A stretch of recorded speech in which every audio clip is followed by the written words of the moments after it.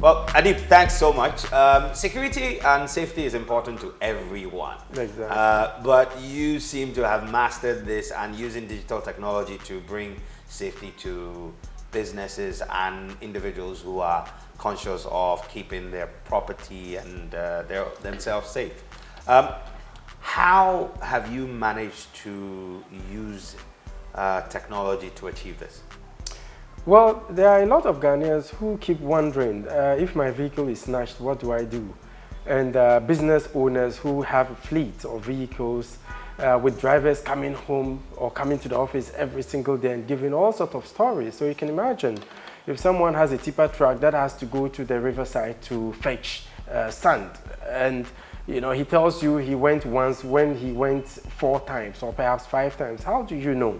So we decided to come out with the tracking devices that would not only make you know the location of a vehicle at any point in time 24/7, but you are also able to tell whether the car is moving or not. If it is moving, you can tell the speed at which it is traveling. And the most intriguing part about all of these is the fact that you are able to play back as far back as 7 months ago. Wow. Okay, so if perhaps on October 3rd, you want to know where the vehicle has been to, you can play back in an animated fashion. Okay, it will tell you everywhere the car has been, the speed it traveled, where it parked, because you can even engineer or develop what we call parking reports. So anywhere, so if you are dealing with delivery, wherever the vehicle parked, you can develop a report in that regard. In case of an emergency, sometimes you have criminals snatching your vehicle, you don't know what to do. You can shut down the engine of the vehicle from your phone. But assuming they snatch your car with your phone in it, what do? Any device, any electronic device with internet functionality, you can quickly go to our website and log in with the same user credentials like the phone application. Then you can track the car and you can shut down the engine. Wow. And we have advanced trackers that comes with the panic buttons. So if you are in a state of distress, you tap on the panic button, it would send some numbers you have assigned to the tracker, panic information about your whereabouts and the fact that you need help. It will not stop until you go back to the system and ask it to stop. Okay, and we have others that comes with microphone embedded in the tracker. Okay. So you are able to listen to conversations in the car. So it comes with endless functionalities that would virtually have your eyes on the car 24/7, even if you are outside of the country. But the good thing about the tracking device is the fact that any part of the country you can track it, whether there's internet connectivity or not. So the internet connectivity only makes the car appear live on the app or the PC. Okay. However, if there's no internet connectivity, it uses what we call location-based services. So where there are cell sites, it's able to tap. So with a call to the app, to the tracker, you can get information about the vehicle. With a text message command to the tracker, you can get information about the vehicle. Fantastic stuff. Now, it's evident that this would be super useful for businesses, and it brings about a lot of efficiency in the way people work. I mean, where there's transparency, there's efficiency. Exactly. So for motorbikes, people who have courier and delivery services, how can this, bring efficiency to the way they work? Well, the sad thing is a lot of us are not very security conscious. We are so reactive to issues of security rather than being proactive. It would interest you to know that over 80% of my clients who are into courier services come around when their bike has been stolen, and some don't really care about the efficiency, but they don't know how much money they are losing, because he goes for like 5 kilometers and tells you there's no fuel. With a tracker, you're able to keep tab on the movements and perhaps even the fuel consumption. Okay, just about a week ago, a lady friend of mine who wanted a tracker on her bike, she was so adamant. We had to convince her to install one, who intended starting a courier service the following day. So I asked that, no, you cannot risk it. Just get a tracker on it.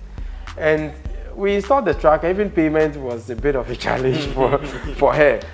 And interestingly, shall I believe it or not, the bike was stolen on its maiden trip. Wow. So she called me. She's not in Accra. She called me, what do we do? What do we do? Usually, the client has the capacity to go look for the vehicle, but we are also able to step in if she can't or he can't. And considering the fact that she wasn't in town, we had to step in, and we followed up and realized the bike was somewhere around Laboni. So I got to the address, I placed the address under a little surveillance. I called the police number 18555, and interestingly, within minutes, the police were at the scene.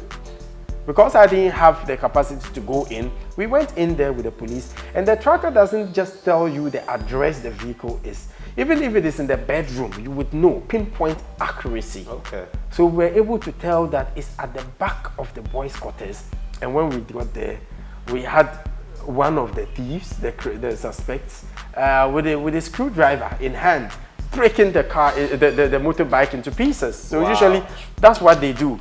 When they steal your car, they will drive it to the nearest garage and they would disintegrate it. So they just strip it so they can sell it in bits. And sell it in bits, you know.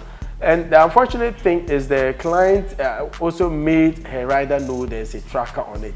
Usually we don't allow that because you compromise the security of the. In fact, you defeat the very purpose for which you put the tracker on there. Yeah. You don't let people know. And the unique thing about ours is we differ every single occasion where we place the tracker. So today it might be here, tomorrow it might be there. And we prescribe that you never let anyone know, even the driver. And usually we don't even make the client know unless you insist. Because a criminal can pretend to be a client just to know where and where we install. And we place it so remotely such that you would need specialized equipment or tools to be able to get there. So by the time you get there, the owner of the vehicle should have been able to tell. Not long ago, we had a similar case of an Uber car stolen. And when we checked, it was speeding towards Aflau. Wow. They were going to Togo to sell the vehicle. So instead of shutting down the engine, because they can get frustrated and perhaps ransack the car, we decided to call the nearest police, station. And it was at a town called Akachabo. So when we called them, they were at the checkpoint waiting for the vehicle. So I told them in 1 hour to get to them, in 45 minutes, in 30 minutes. At the very minute I said the car would get to them, it got to them and they arrested them. The guys were shocked. They thought they had a free vehicle to go sell and make some money. So GPS tracking is extremely important. Wonderful. Well, I think that final question would be, you talked about someone having challenges paying. It sounds like it's expensive. Well, it's not because, for instance, we're able to retrieve her motorbike using a 400 Ghana cedis device. How much is a Boxer motorbike? Brand new. It's about 7,000. And now that prices of goods and services is going up, it might get to 8,000. So for motorbikes, it's 400 cedis with installation. For saloon cars, it's 600. For four-wheel drives, and the trotros is 800. And for heavy-duty machinery like caterpillars, loaders, etc., it's 1,000 cedis. Okay. Well, I mean, it's a fraction of the actual cost of the property you want to secure. It's so negligible. Yes. And you don't have to wait to be a victim before realizing the need for a tracker. So apart from the security bit, the accountability bit of it is extremely key. That's so true. If you run a business where the drivers would go pick their girlfriends and their children from school rather than official duties, you are able to tell, and you can generate all sorts of reports, mileage reports, fuel consumption reports, parking reports, historical playback, and authorized usage to the extent that the head of transport can have access to SMS alerts. Anytime the vehicle is started, you receive an SMS that this vehicle has started work. When it moves to an area you have not authorized, that's what we call geofencing. For instance, you run a trotro, you don't want the trotro to go beyond pig farm circle route. But sometimes they're able to get dropped to Kumasi, Koforidia. So you can Jofen's Newtown pig farm or pig farm through Newtown to circle. So, and soon anytime as it goes outside, you get alerts. Thank you very much, Adib, for sharing insights into how GPS tracking works. I like the fact that it can bring a lot of data that businesses can mine for effective decision making. And I wish you all the best. Thank you for welcoming us into Jatikay.